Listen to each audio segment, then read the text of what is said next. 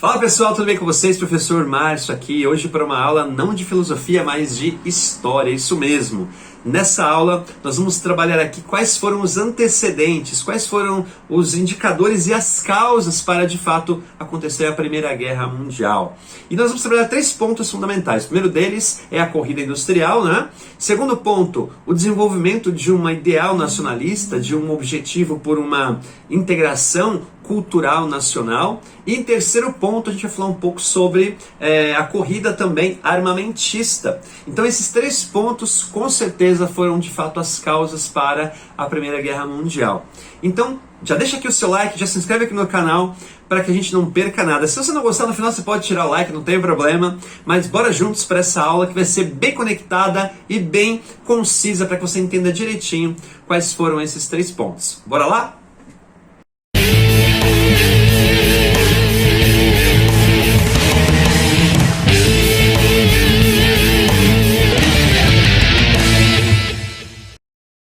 Fala pessoal, professor Márcio aqui então para a nossa aula de História. E nesse momento a gente já começa a falar então quais foram de fato as causas, como é que esses 3 aspectos estão conectados, produzindo aí a Primeira Grande Guerra Mundial. Primeiro que você precisa entender que após a Revolução Industrial, em 1760, a primeira Revolução Industrial, houve um grande desenvolvimento tecnológico, obviamente, mas também cultural em vários países da Europa, né? Inglaterra, França, Alemanha. A França, a gente tem aquele período que a gente chama de Belle Époque, né?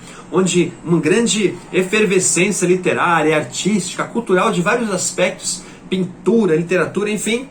Esse desenvolvimento se expande em outros territórios. A Alemanha começa a crescer também, começa a se desenvolver bastante nesse momento, e ela vai buscar se destacar sobre a Inglaterra, inclusive nessa corrida industrial. A gente sabe que a Inglaterra é o país que primeiro alcançou, de certa forma, esse auge industrial até o século XVIII, XIX, não é? E a Alemanha vai buscar, vai procurar acompanhar esse processo e superar. E como é que a Alemanha vai fazer esse processo, vai desenvolver esse processo? Ela vai se aproximar ali do Império Austro-Húngaro e do Império Otomano para criar uma estrada de ferro de Berlim até Bagdá. Ela vai procurar então estabelecer uma estrada de ferro de Berlim a Bagdá, lá no Oriente Médio, exatamente para ter mais fácil acesso ao petróleo. Então nesse momento o petróleo é muito importante para o desenvolvimento tecnológico da Alemanha. E isso vai produzir aí um certo descontentamento em vários outros países, como a Inglaterra, que vão estar de olho ali nesse movimento, nesse tabuleiro do jogo que a Alemanha está estabelecendo. Fora esse movimento, a gente sabe aí que a Alemanha entrou em guerra com a França, né, a Guerra Franco-Prussiana, em 1871, exatamente dominando 2 territórios ali no norte da França, territórios de Lorena e Alsácia, que eram territórios com muita riqueza de minerais, de carvão, né, de ferro, exatamente com o objetivo de desenvolver a sua potência industrial. A Alemanha, então, domina essas 2 regiões. A França, obviamente, extremamente insatisfeita com esse ocorrido, né? Perceba, pessoal, que além desse ideal da corrida industrial que começa a se estabelecer, existe aí o segundo aspecto, o segundo ponto da nossa aula, que é o ideal nacionalista. O que quer dizer, professor, esse ideal nacionalista? Esses países de origem germânica, né, eles vão começar a pensar na unificação dos povos germânicos, o que nós chamamos de pangermanismo. O pangermanismo vai unificar aí todos os povos que vinham de origem germânica, né, os suevos, visigodos, vândalos, que lá atrás, no Império Romano, eram chamados de bárbaros. Esses bárbaros foram se espalhando e foram ocupando os territórios, formando aí os povos germânicos. Isso depois vai voltar lá na frente com o arianismo na Segunda Guerra Mundial. Mas também, na região central ali da Europa, tem também o panslavismo, que também é uma outra ideologia, só que agora não entre os povos germânicos, os povos de origem eslava. Esses a gente não tem muita noção da sua origem, tá? Esses povos ali começam a se estabelecer também, o que nós podemos chamar hoje de povos eslavos, né? Poloneses, República Tcheca, Sérvia, a Macedônia, enfim, Ucrânia e Rússia. Todos esses povos são considerados povos com uma característica, né, cultural baseada nessa ideia do eslavismo.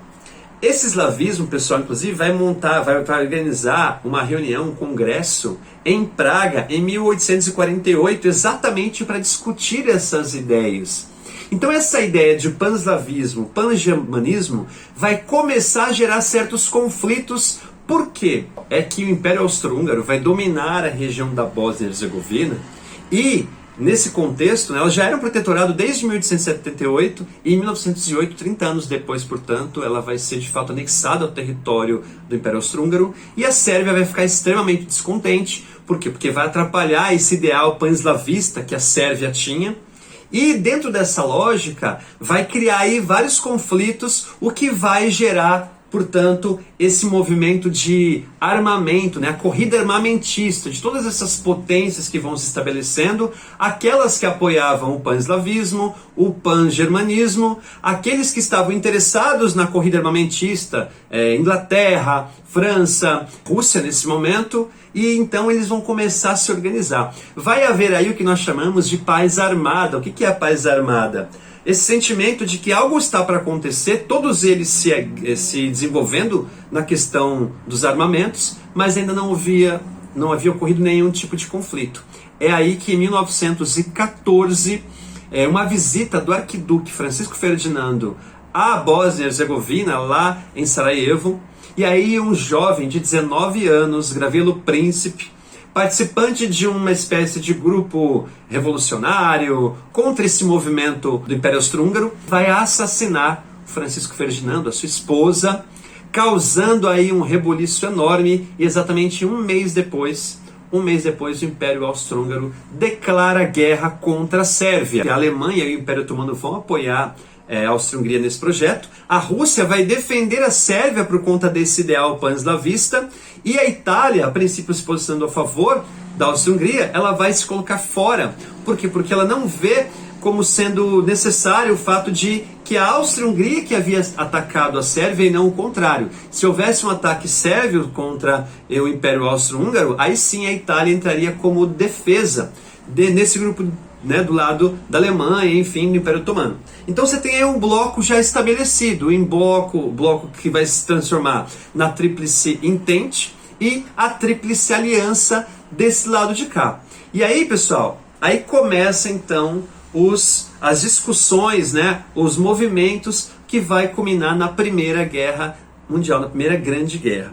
Enfim, estão postas aí as condições ou os motivos para a Primeira Grande Guerra Mundial. A gente falou aqui de três grandes questões, né? A corrida industrial, né? Esse ideal nacionalista, que é um dos disparadores mais importantes para a guerra, e essa corrida armamentista, né? Defendendo esses ideais que foram estabelecidos. Falamos sobre os países que se aproximaram por conta do ideal nacionalista do lado da Sérvia, do lado da Áustria-Hungria, e também a gente viu que havia interesses entre esses países para a construção daquela grande linha, né, de ferro, daquela grande estrada que ia ligar aí Berlim até Bagdá para a questão do petróleo.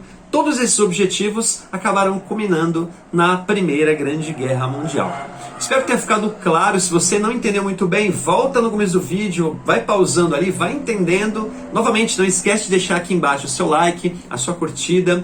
Bom, espero que você tenha gostado e até a nossa próxima aula. Um abraço, tchau, tchau.